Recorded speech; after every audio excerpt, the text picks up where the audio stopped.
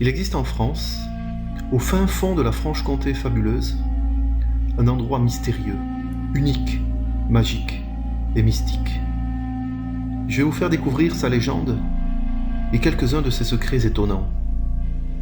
Entre esprit du diable et amour pour une dame, vous ne verrez plus ce site comme avant. Ce lieu situé dans le pays vésulien est un ensemble de roches et de pierres dures, de bosquets insolites, de végétation extraordinaire et de clairières inattendues.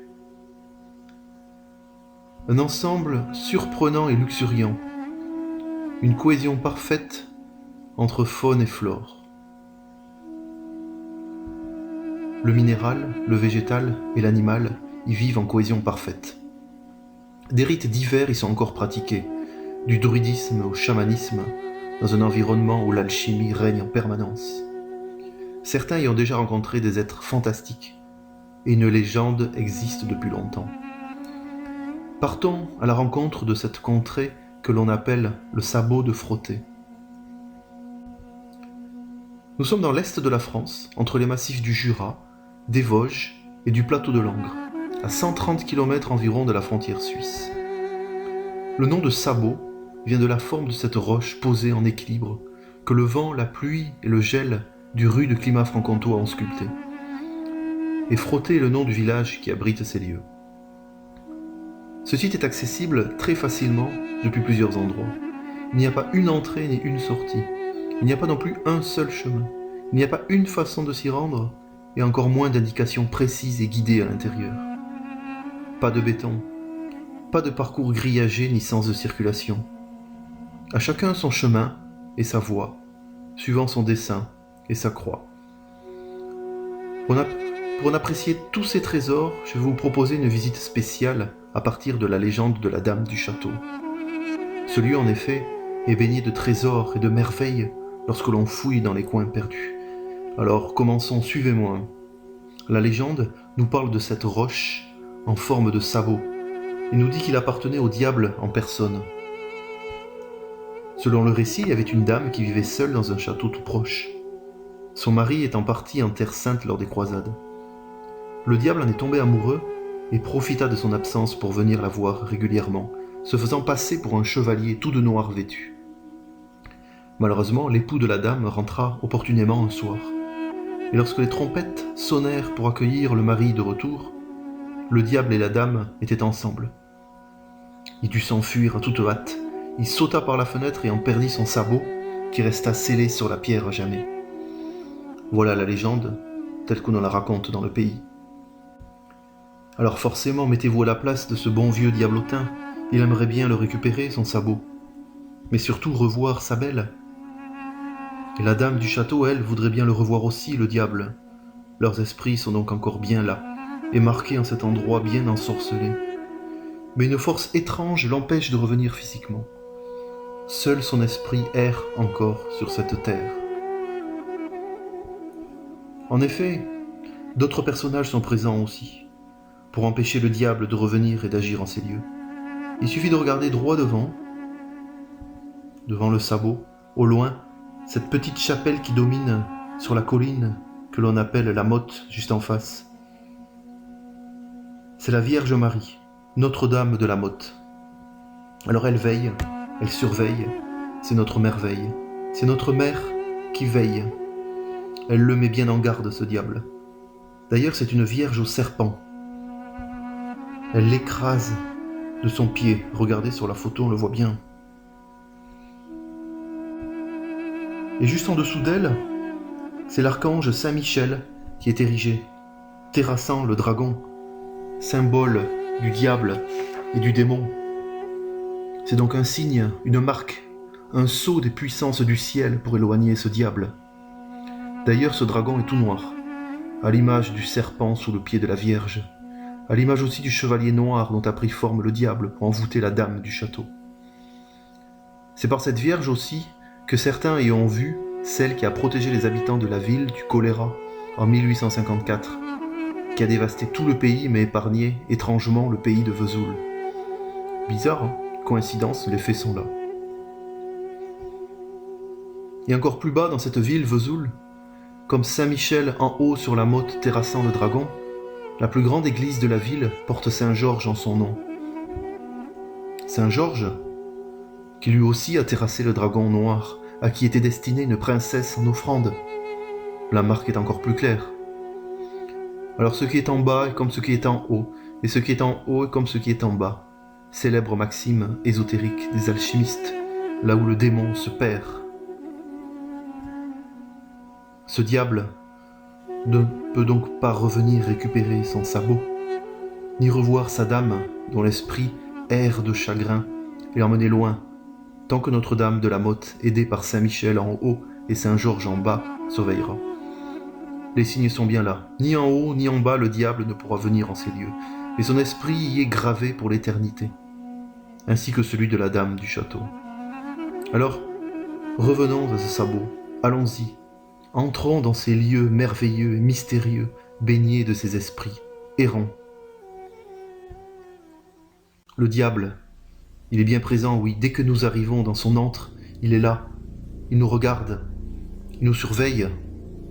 Voyez, au fond, depuis une entrée secrète, on le voit, ses yeux, son air, sa bouche, tout indique que nous entrons en lui, dans ces lieux. Sa main crochue et cornue nous indique bien qu'il veut nous saisir. L'arbre au fond, il a bien cette forme, oui. Regardez.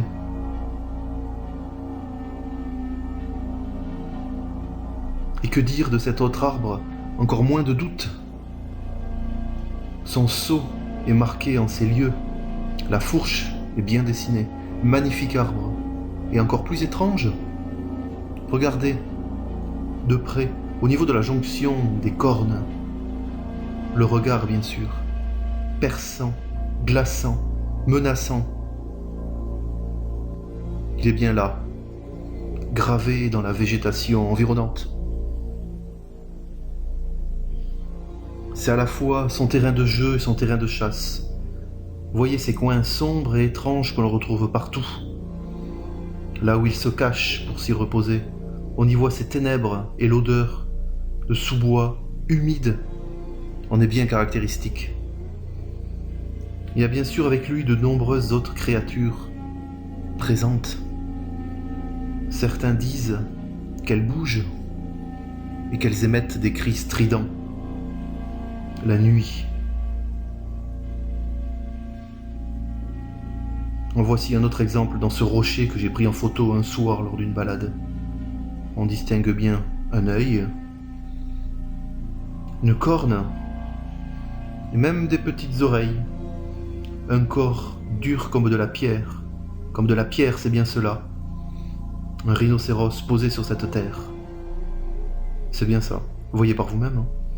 Petit animal de compagnie de ce diable, peut-être, putréfié comme son sabot, peut-être. Alors oui, on a dit c'est son terrain de jeu, son terrain de chasse, oui. Regardez cet autre endroit secret, où il a éparpillé des pics, pour piéger les malheureux qui osent s'aventurer dans son domaine, en forme de lune, de barrière. Et au fond, comme un panier tressé avec les arbres et les branches. Ici, où il entrepose ses victimes. Très étrange.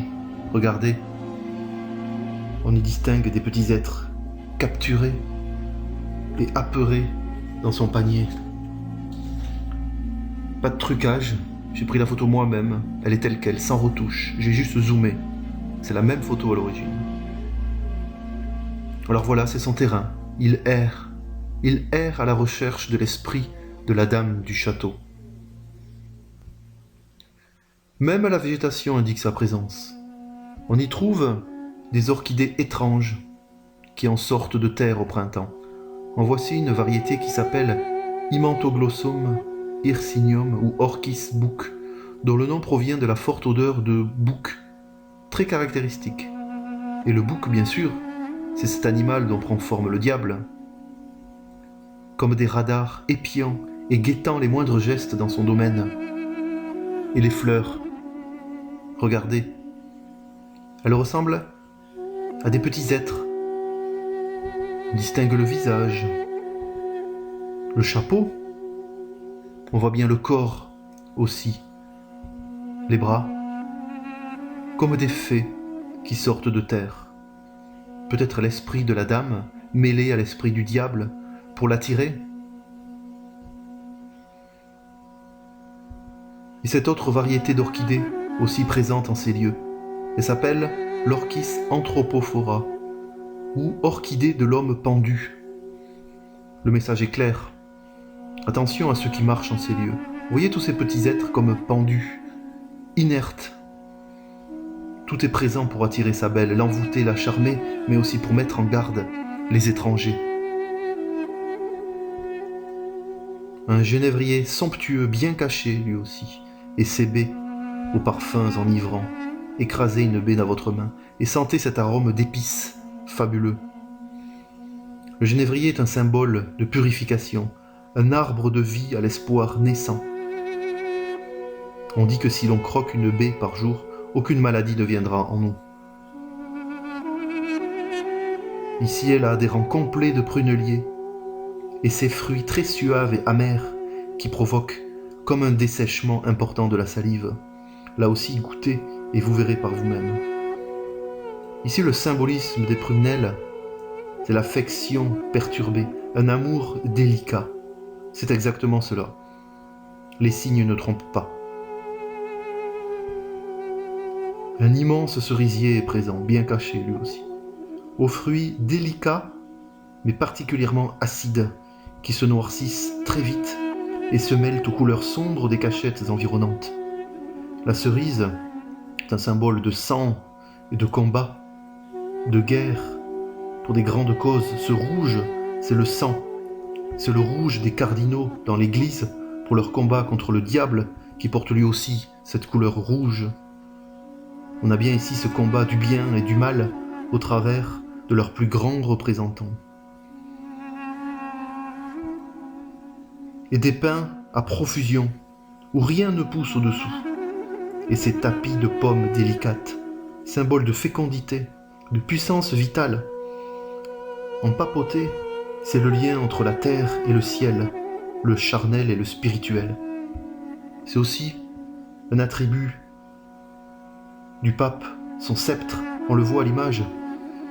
C'est bien une marque du diable de revenir de l'état spirituel à l'état matériel, un appel que l'esprit est bien présent en ces lieux.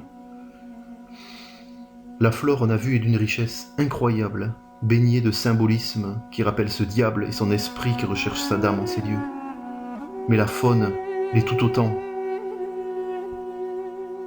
Tous ces papillons merveilleux pour charmer la belle, la détourner du regard et de son attention pour mieux l'envoûter et la capter. Il existe aussi en cet endroit un oiseau emblématique, l'engoulevent d'Europe, qui vit uniquement la nuit et qui peut passer des longues minutes à émettre un cri très particulier, pouvant être entendu à des centaines de mètres. Il ne chante pas, il émet une sorte de ronronnement, comme l'appel d'un esprit nocturne qui tourne et qui cherche quelque chose, comme le diable qui appelle sa dame, bien sûr. Écoutez ce cri très étrange, unique.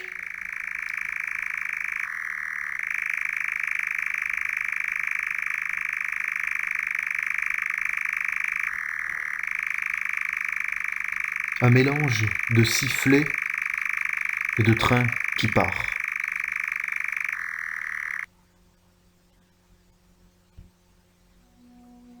Alors visuellement, il est bien là. De par son odeur et sa forme, il est là. Il erre dans ces terres à la recherche de l'âme de sa dame. Son esprit à elle est là aussi, ensorcelé par le diable qui veut la récupérer.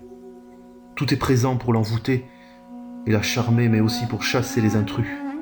L'amour est scellé en ces lieux, comme le sabot du diable, mais bien gardé par notre mère qui veille, qui surveille. C'est un havre de paix au doux parfum d'épices, qui rappelle aussi l'Orient, et ses plaisirs. Alors, pas étonnant que ce site, si l'on trace une ligne droite avec Paris, soit exactement aligné avec Venise, les deux plus belles villes du monde, symboles d'amour. Regardez, prenez une carte et à plat, vous verrez que Paris, le sabot de Frottée et Venise sont parfaitement alignés, à moins d'une épaisseur de traits près. Mais alors, pas étonnant non plus que dans la ville juste au-dessous, Vesoul, vous savez, là où il y a Saint-Georges qui surveille et qui met en garde, comme on l'a vu précédemment, ait lieu chaque année un grand défilé costumé, le défilé vénitien aux couleurs et musique vénitien. Je vous laisse apprécier.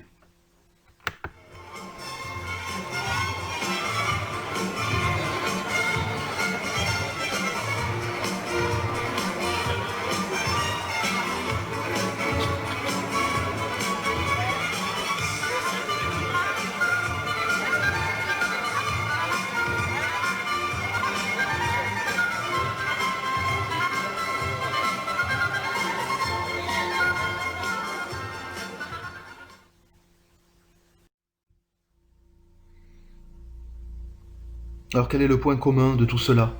L'amour avec le diable, surveillé par notre mère qui nous prévient, qui nous guide et qui nous garde par l'archange Saint-Michel et Saint-Georges. C'est le sabot de Frottée et sa légende bien sûr. Venez par vous-même et laissez-vous envahir par les vibrations, les parfums, les joyaux, les mystères et autres trésors qui existent en ce site et en ce pays. Un site en or, symbole de ce pays de merveilles sur lesquelles notre mère veille. Vous succomberez au charme de la nature dans son état brut, où les signes du diable ne trompent pas. Peut-être que sur un détour de chemin de pierre et de roche, au milieu d'une clairière perdue, ou caché derrière un buisson épineux, vous le sentirez, vous le croiserez. Ou c'est lui qui vous trouvera, qui sait.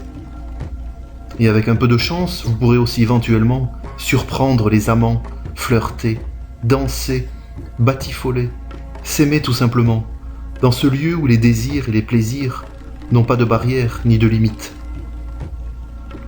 Alors n'hésitez plus, venez voir par vous-même et laissez votre esprit vagabonder et balloter sans tabou par les délices du sabot de Frottée. Ils vous attendent.